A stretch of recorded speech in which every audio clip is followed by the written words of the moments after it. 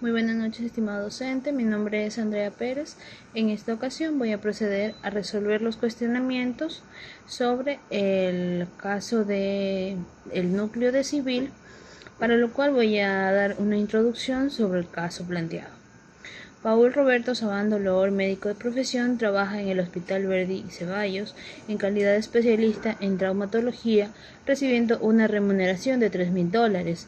Contrae matrimonio con la señora Lorena Cristina Zambrano Vera en el año 2005. Producto de este vínculo matrimonial, procrean 2 hijos, Juan y Pedro Sabando Zambrano, de 18 y 13 años de edad respectivamente. En el año 2020, Lorena Zambrano entabla la demanda de divorcio en contra de Paul Sabando Loor, amparada en el artículo 110, numeral 3 del Código Civil. Paul Sabando, dentro de su contestación a la demanda, indica que se allana a esta. Dentro del matrimonio no adquirieron bienes en conjunto, por lo tanto no hay nada que liquidar dentro de la sociedad conyugal. Para lo cual es importante responder las siguientes preguntas para poder llegar a un correcto entendimiento del caso planteado. En este caso, la primera pregunta que sería: ¿cuáles serían los requisitos indispensables que el juzgador debe considerar al momento de resolver la demanda de divorcio?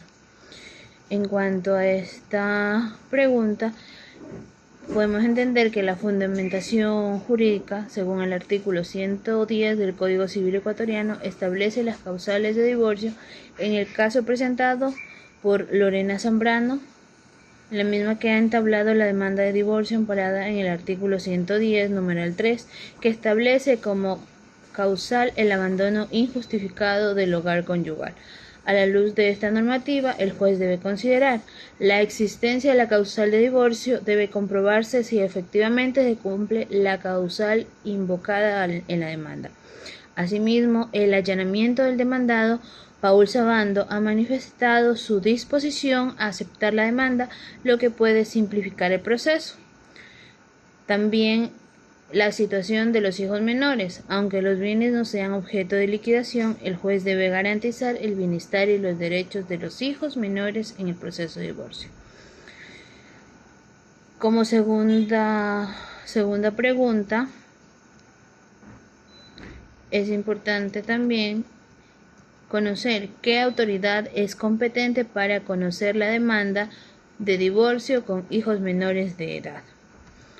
En cuanto a esta pregunta, es importante entender que en el Ecuador el artículo 138 del Código de la Niñez y Adolescencia establece que las causas relacionadas con los derechos de los menores deben ser conocidas por jueces de la niñez y adolescencia. Por lo tanto, el juez de la niñez y adolescencia es la autoridad competente para conocer y decidir sobre el divorcio cuando hay hijos menores involucrados, asegurando que sus derechos y necesidades sean adecuadamente atendidos.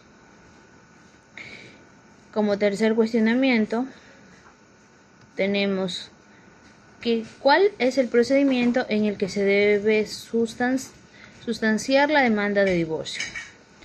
Para ello es importante entender que el procedimiento para el divorcio está regulado por el Código Civil y Código de Procedimiento Civil. Dado que Paul Sabando se ha allanado a la demanda, el procedimiento es relativamente simplificado, en donde tenemos una demanda, la misma que Lorena Zambrano presenta la demanda de divorcio citando la causal correspondiente y aportando las pruebas. Asimismo, la contestación de este caso, el señor Paul Sabando, quien contesta a la demanda allanándose a la misma.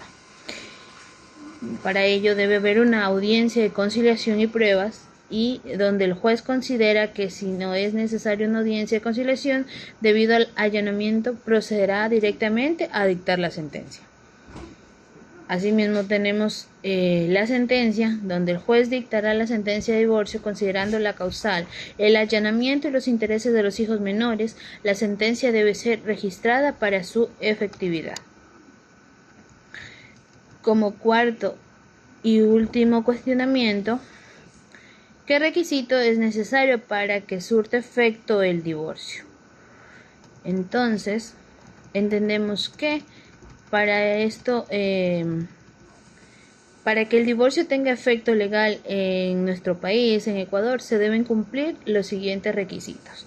Sentencia ejecutoriada, la misma que la sentencia de divorcio debe ser definitiva y ejecutoriada, es decir, no debe estar sujeta a apelación o revisión.